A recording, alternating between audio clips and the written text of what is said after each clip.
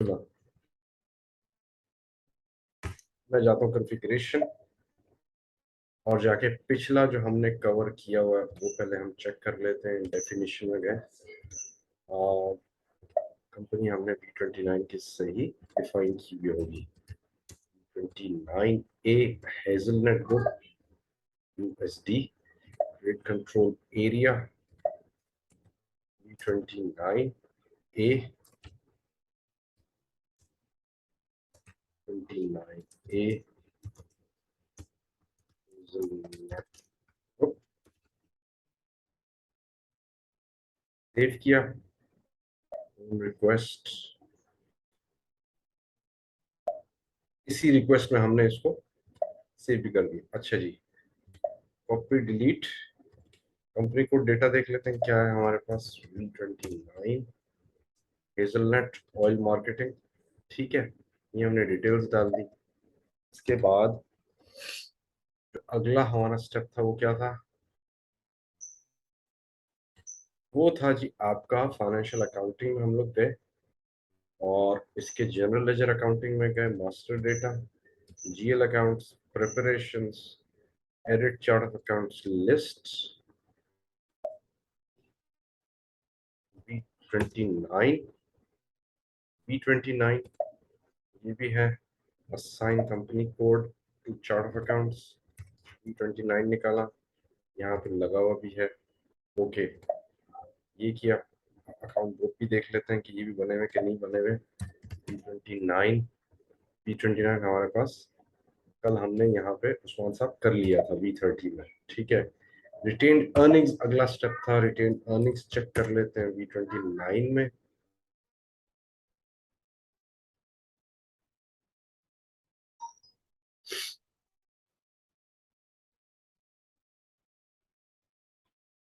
Chart of accounts, okay, chart of accounts पे retained earnings क्यों बनाते हैं हम लोग? क्योंकि इसी में ही बैलेंस कैरी फॉरवर्ड होता है आपका प्रॉफिट और लॉस P&L स्टेटमेंट के। आइदर लॉस या प्रॉफिट यहाँ पे आके इस अकाउंट में एडजस्ट हो जाएगा और ये फिर आगे जाके इक्विटी के साथ जो है एडजस्ट हम ईयर एंड पे या मंथ एंड पे कर रहे होंगे, ठीक है। अच्छा जी, लाइन आइटम्स आ जाएं। Special fields for line items display, हमारे पास अगर टेबल का नाम है तो उसकी फील्ड हम लगा के फिर हम अपने जीएल्स पे उसे दिखा सकते हैं। फिलहाल मैं यहाँ पे न्यू एंट्रीज चलें, इसको एक नई चीज है, नई चीज सीख रहे हैं। यहाँ पे टेबल अगर हम जीएल के उससे अगर मैं निकाल सकूं, bills of exchange accounting document segment बीसेक, इसमें आएगा, जूनर भी आएगा। पेज डाउन में अगर करूँ, बिलिंग इंडिकेटर, फील्ड लेबल। अच्छा, इसके अलावा मेरे पास पेमेंट मीडियम फाइल या आपके वेंडर्स और उनके जो पेमेंट्स होती है ना बैंक्स की, उसमें इस्तेमाल होता है जब आप उनको पेमेंट कर रहे होते हैं। Cheque encashment, cheque number, form, payment document number, void reason code. मैं यहाँ पे वॉइड रीजन कोड, अच्छा जी, यहाँ पे अब मैं अगला जो कोई वो लेता हूँ।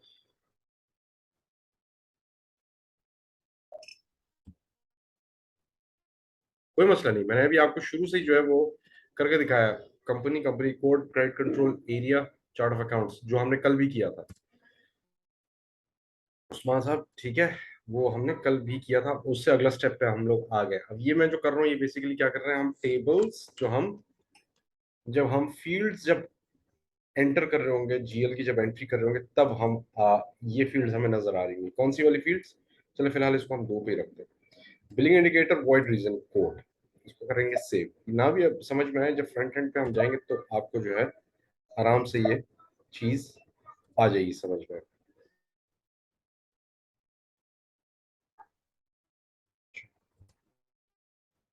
ओके कर देते हैं इसको।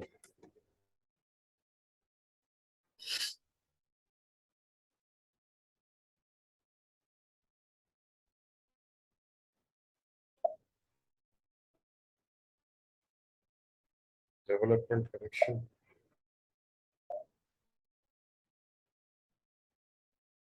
ओके। अभी से घबराना नहीं है कि समझ में नहीं आ रहा, कोई मसला नहीं, हम अभी अगले उस पर जा रहे हैं। लेकिन नई चीज आपने सीख ली ना। नई चीज, अब नई चीज क्या है यहाँ पे, ये पिछली बार हमने शायद इसे डिस्कस किया था।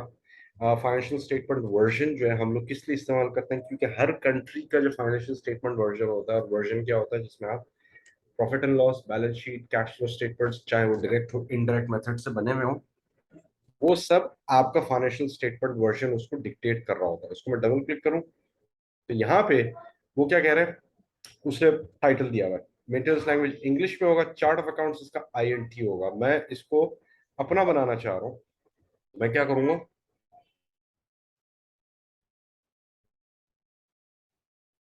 इसको मैं करूंगा कॉपी एज, क्योंकि इनके ये जो है V29, और इसको मैं करता हूँ F financial statement version T29, ठीक है। और यहाँ पे चार्ट ऑफ अकाउंट्स के हमारे पास V29, group account number, functional area पर नहीं, फंक्शनल एरिया हमने कल बनाया नहीं था, group account number, group account वो भी नहीं बनाए हुए हमने। P29 का हमने चार्ट ऑफ अकाउंट उनको बना लिया। ऑटो आइटम की जब आपसे इंटरव्यू में पूछा जाएगा कि जी बताएं आप अपना फाइनेंशियल स्टेटमेंट वर्जन बना सकते हैं, जी बिल्कुल बना सकते हैं, ठीक है। यहाँ से आपने किया कॉपी, अच्छा यहाँ पे हमने बना दिया, ठीक है, पहले से ही बना हुआ है, इसको कर देते हैं स्किप और बना देते हैं, कोई मसला नहीं। इसको हम करेंगे copy as V29A, hazelnut oil marketing को फाइनेंशियल स्टेटमेंट वर्जन गैप, ठीक है।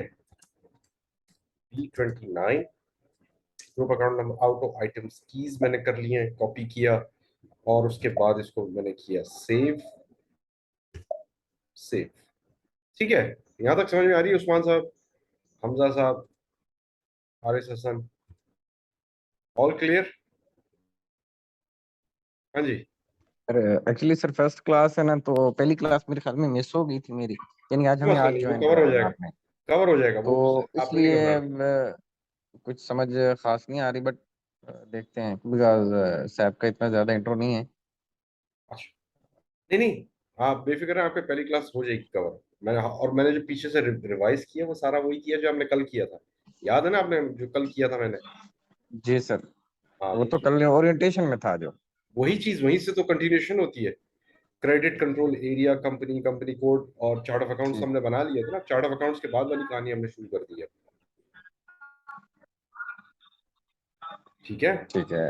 हाँ, चार्ट ऑफ अकाउंट्स ठीक वाली है सर, इसकी कहानी हमने, रिकॉर्डिंग भी मिल जाएंगी ताकि दोबारा बंदा रिकॉर्डिंग ही हो रीअसेस रही है, कर ले इसकी दोबारा। रिकॉर्डिंग चल रही है, रिकॉर्डिंग चल पिछले रही वाले की रिकॉर्डिंग नहीं है सर? है, और वो भी है, पड़ी हुई है वो मैं यूट्यूब चैनल का आपको सर लिंक सर भेज दूंगा। ठीक है, वो भी काइंडली सेंड कर दीजिएगा जी सर।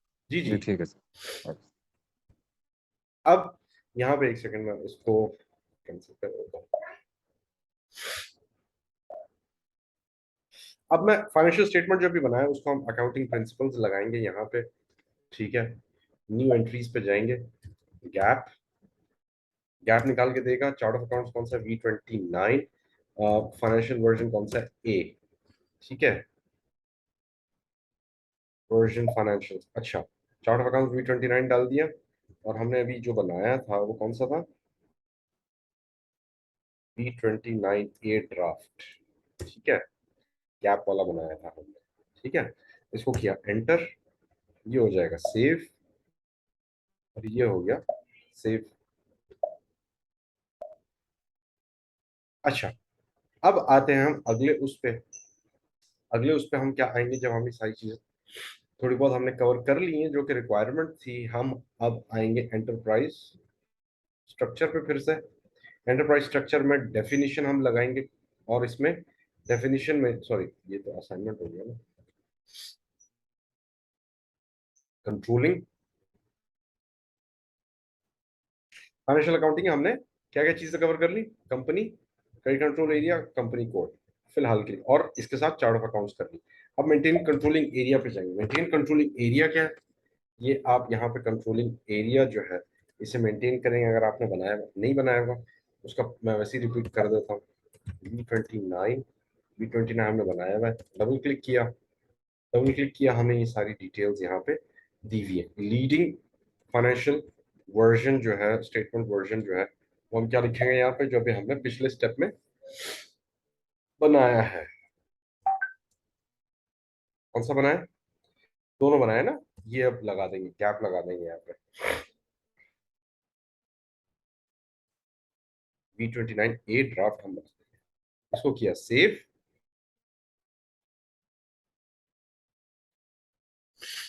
एरर आ गया because found statement that could not be executed. चलो पीछे चलते हैं, फिर से कर लेते हैं, कोई मसला नहीं। एरर आ गया तो कोई बात नहीं।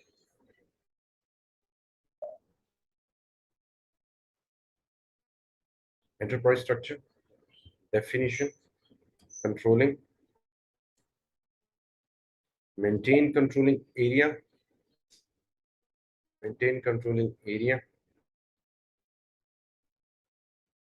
Position V29। कंट्रोलिंग एरिया क्या होता है? कंट्रोलिंग एरिया आपका कॉस्टिंग की साइट का पूरा एरिया होता है। इसका मैं आपको हायरार्की अगली क्लास में बताऊंगा। अभी फिलहाल मैं इस पर सिर्फ डिटेल्स मेंटेन कर रहा हूँ। यहाँ पे हम लोग V29A, अच्छा यही मसला आ रहा है इसमें, ठीक है। SPRO ये एरर दे रहा है किसी वजह से, वो एरर जो है वो हम बेसिस वाले से कह के उसको रिजॉल्व करवाएंगे ना।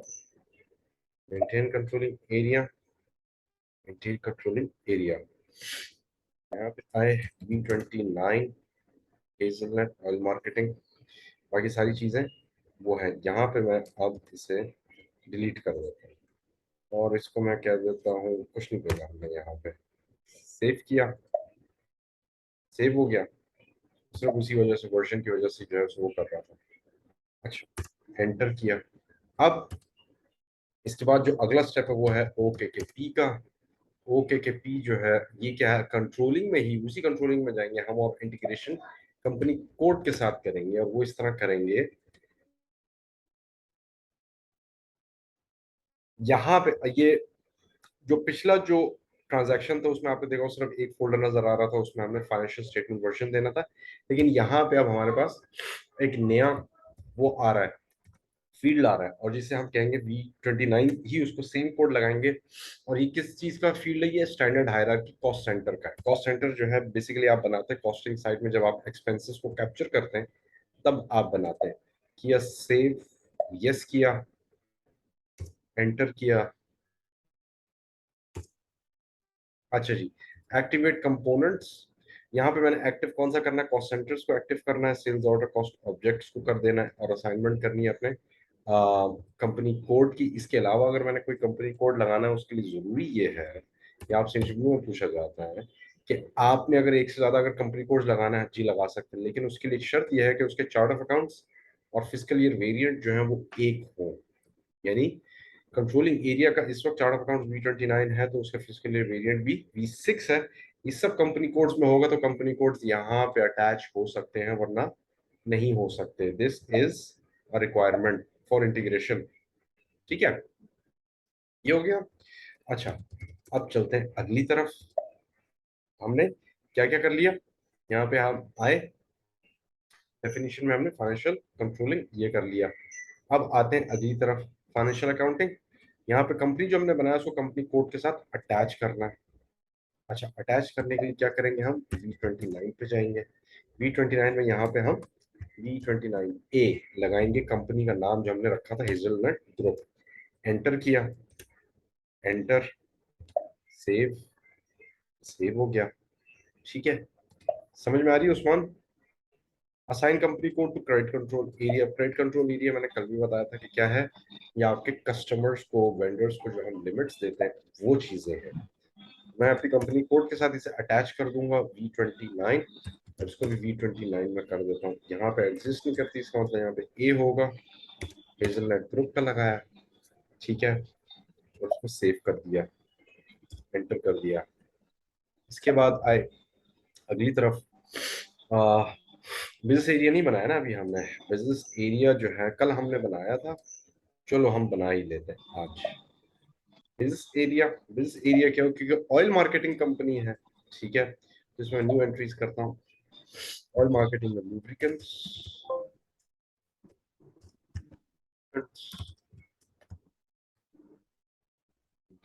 लुब्रिकेंट्स के बाद आपके पास आता है ब्रेक ऑयल, फिर आता है आपका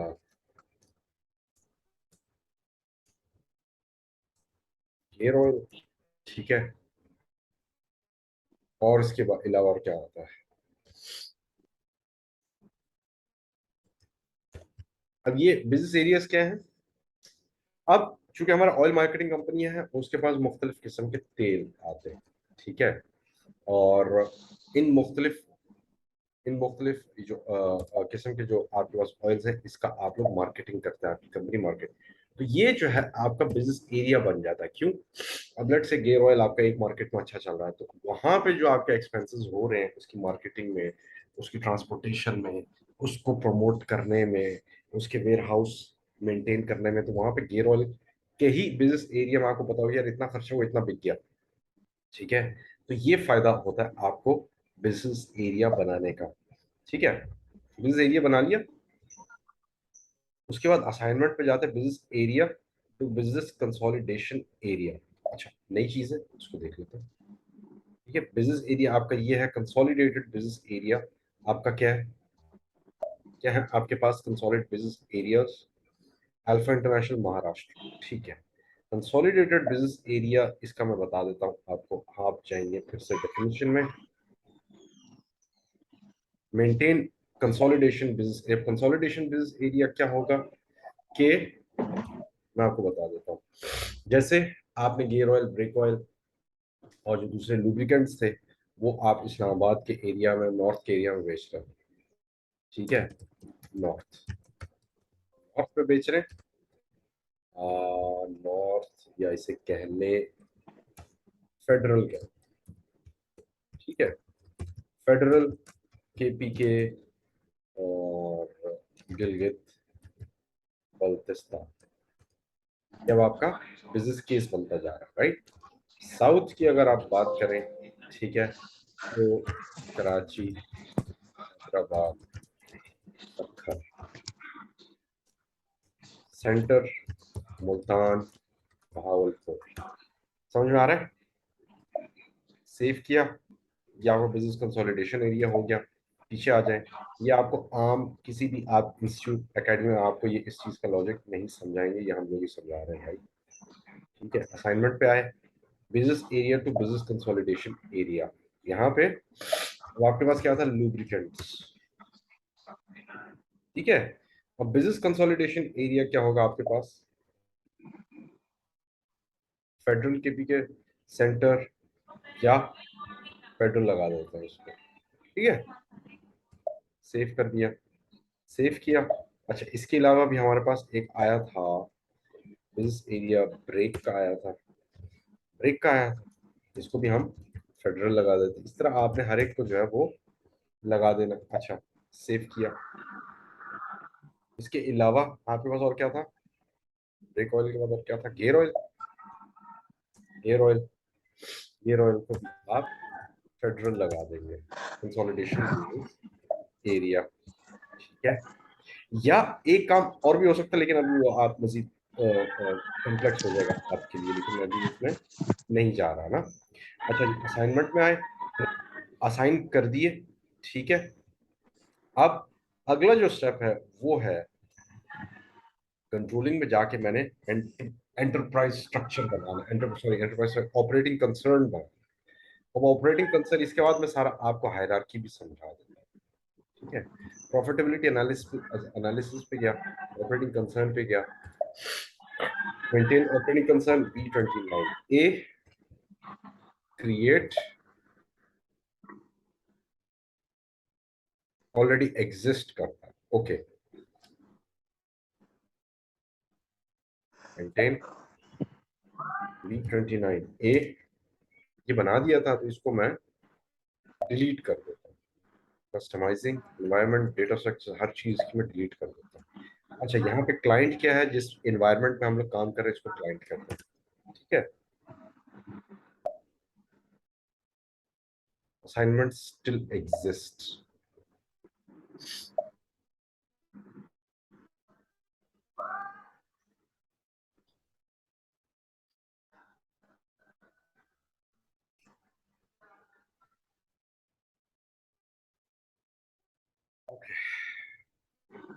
एट्रीब्यूट्स, अच्छा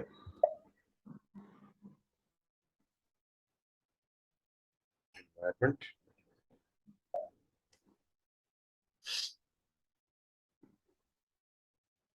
अच्छा एट्रीब्यूट्स इसके वो भी होंगे ना, समझ गया, ये कहीं इस्तेमाल हो रहा होगा। मैं इसको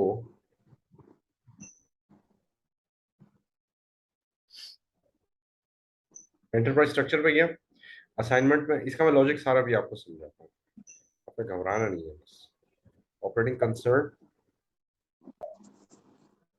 29 यहाँ पे लगा हुआ है, इसलिए वो डिलीट नहीं हो रहा था, ठीक है। इसको किया सेव, कंटिन्यू, ओके, ये हो गया। पीछे आता हूँ, दोबारा से मैं कर रहा हूँ असल में स्टेप, ताकि आपको इसका लॉजिक समझ में आए कि हम क्यों करते हैं ये, ठीक है। मेंटेन ऑपरेटिंग कंसर्न V29A, और इसको मैं कर दूंगा डिलीट। कस्टमाइज, इसकी जो कस्टमाइज कॉन्फ़िगरेशन सब डिलीट कर दो। ऑपरेटिंग कंसर्न डिलीट हो गया, थोड़ा सा टाइम लेगा क्योंकि टेबल्स डिलीट करने होते हैं इसमें, तो मैं आपको ऊपर से इसका सारा कॉन्फ़िगरेशन अब बताता हूँ करने के बाद।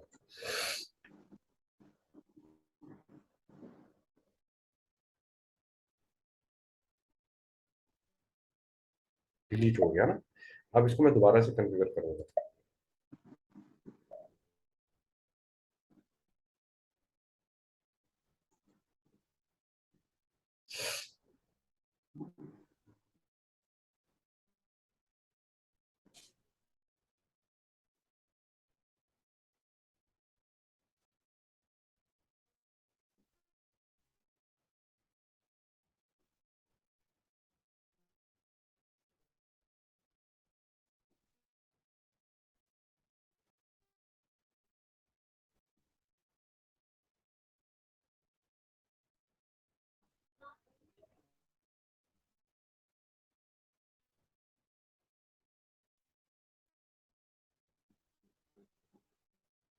चले, ये डिलीट हो गया।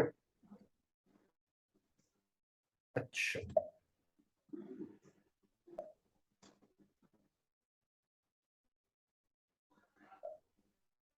डिस्प्ले स्ट्रक्चर्स, और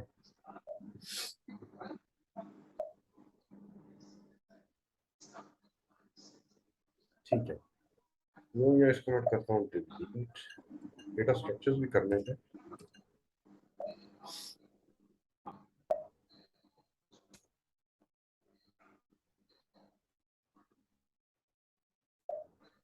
डिलीट,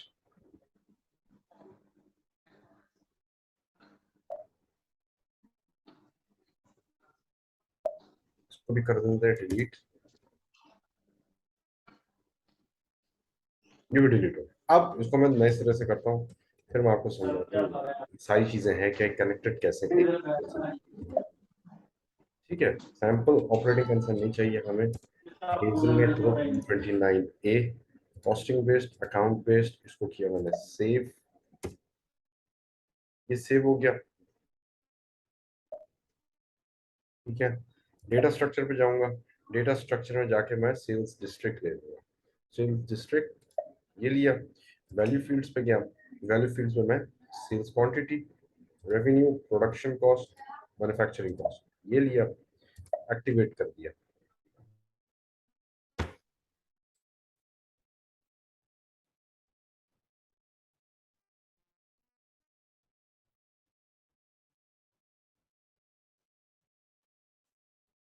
अच्छा जी, ये एक्टिव हो गया, तो फिर मैं इसको सेव नहीं करूंगा, इसको पीछे जाऊंगा और अगले स्टेप की तरफ जाऊंगा।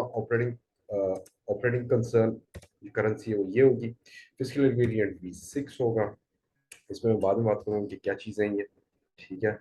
और इसके अलावा ये हो गया सेव, एट्रीब्यूट सेव हो गई, एनवायरनमेंट पे जाऊंगा और यहाँ पे जाके उसको जनरेट कर दूंगा। इसके बाद मैं आपको सारा इसका स्ट्रक्चर समझाता हूँ, क्योंकि जो कंफ्यूजन है वो मैं समझ गया हूँ आप लोगों की, तो आपको सारा इसका स्ट्रक्चर समझाता हूँ।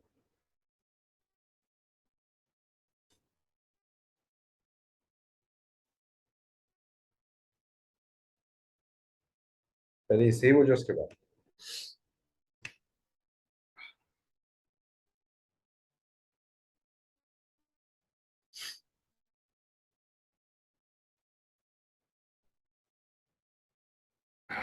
कंटिन्यू। ये हो गया एक्टिव। एक्टिव होने के बाद अब इसका अगला जो हमारा टारगेट है वो ये है, इसको हम जाके असाइनमेंट में, कंट्रोलिंग में assign controlling area to operating concern कर देंगे। ठीक है, और इसमें हम जाएंगे V29 और इसको हम दे देंगे V29 A. Hazelnut group save. ये सेव हुआ, यहाँ तक हो गया। अब मैं आता हूँ आपको हायरार्की समझाता हूँ, ये किस तरह लॉजिक क्या बन रहा है हर चीज का। अच्छा जी, पहले आता कंपनी जो हमने बना दी हेजलनट ग्रुप के नाम से। ठीक है, कौन सी? V29 ए कंपनी बनाई। अच्छा, कंपनी के बाद फिर हमने बनाया कंपनी कोड। कौन सा? V29, वो बना दिया। उसके बाद आपका chart of accounts. Chart of accounts is nothing but group of GL accounts, यानी इसमें ही आपके एसेट्स, लाइबिलिटीज और एक्सपेंस, रेवेन्यूज और कैपिटल, ये आ जाते हैं मोटे मोटे, इसमें आते हैं। इसके अलावा भी आते हैं, बहुत सारी चीज और भी आती है, लेकिन हमने मोटा मोटा मैंने समझाना है अभी। अच्छा, फिर उसके बाद आपने नोट किया होगा कंट्रोलिंग एरिया आता है। ठीक है, लेकिन कंट्रोलिंग एरिया इसके नीचे नहीं आता, वो आता है यहाँ। इसके नीचे वो आता है, कंट्रोलिंग एरिया किसके नीचे आता है? Operating concern. ऑपरेटिंग कंसर्न के नीचे कंट्रोलिंग एरिया थे, और कंट्रोलिंग एरिया के नीचे कंपनी कोड्स आते हैं। ठीक है, और इन दोनों को मिलाने वाली अगर कोई चीज है, कंपनी कोड, कंट्रोलिंग कोड, तो उनमें से एक चार्ट ऑफ अकाउंट्स है और दूसरा क्या है, बता सकता है? डिस्कस कर लिया था ना हमने। चार्ट ऑफ अकाउंट्स के अलावा हमारे पास और क्या चीज है? वो है फिस्कल ईयर वेरिएंट। वेरिएंट क्या होता है? फिस्कल ईयर वेरिएंट यानी पाकिस्तान में जो फिस्कल ईयर वेरिएंट है वो है जुलाई टू जून। इंडिया में क्या है? अप्रैल टू मार्च। अमेरिका में क्या है? जनवरी टू दिसंबर, उनका कैलेंडर ईयर। तो ये जब तक आपकी दो चीजें, एक चार्ट ऑफ अकाउंट और एक फिस्कल ईयर, एक नहीं होंगे तो आप मल्टीपल कंपनी कोड्स नहीं लगा सकते। अच्छा, अब कंट्रोलिंग वर्सेस कंपनी कोड का जो रिलेशनशिप है वो क्या है? 1:many का। यहाँ से आपको बात क्लियर हो जानी चाहिए। ठीक है, इसमें कोई मेरा ख्याल है कि वो नहीं होगा। Operating concern, controlling area. अच्छा, controlling area to operating concern,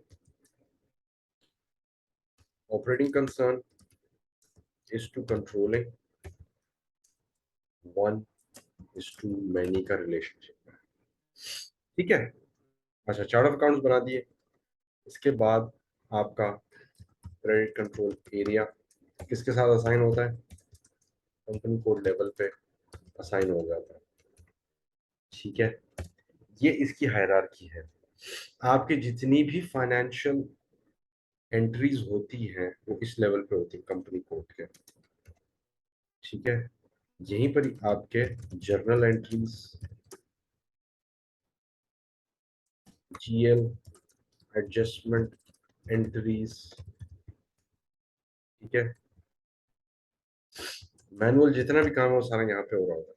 controlling में सिर्फ रिपोर्टिंग हो रही होती है, कुछ कैलकुलेशंस होती है। ऑपरेटिंग, अब ऑपरेटिंग कंसर्न में हमने क्या लिया था, अगर आपको याद हो, क्या लिया था? सेल्स डिस्ट्रिक्ट का हमने करेक्टरिस्टिक लिया, करेक्टरिस्टिक, और उसके साथ हमने क्या लिया था? Value field. वैल्यू फील्ड में रेवेन्यू, फिक्स मैन्युफैक्चरिंग कॉस्ट, और वेरिएबल मैन्युफैक्चरिंग कॉस्ट। उससे अंदाजा ये होता है कि ऑपरेटिंग कंसर्न जो है वो एक क्यूब है। क्यों? सेल्स डिस्ट्रिक्ट आपके पास, सेल्स डिस्ट्रिक्ट क्या आपके पास? इस्लामाबाद। अब इस्लामाबाद में ये देखना चाह रहा हूँ कि मेरे पास लुब्रिकेंट के बिजनेस एरिया का रेवेन्यू कितना आया, क्या कॉस्ट उसकी आई, और वेरिएबल कॉस्ट उसमें क्या है। ठीक है, सीन लॉजिकल? तो ये operating concern is nothing but reporting cube. ठीक है, व्हाट द आइडिया? रिलेशनशिप समझ में आया कुछ जो हम कर रहे थे? मुझे अंदाजा था कि आप लोगों को थोड़ा सा कंफ्यूजिंग लग रहा होगा, तो इसलिए मैंने ये रिलेशनशिप सारे आपको बता दिए। राइट, यहाँ तक काफी है, ये कुछ ज्यादा हो गया? जी गाइस, मैं आज की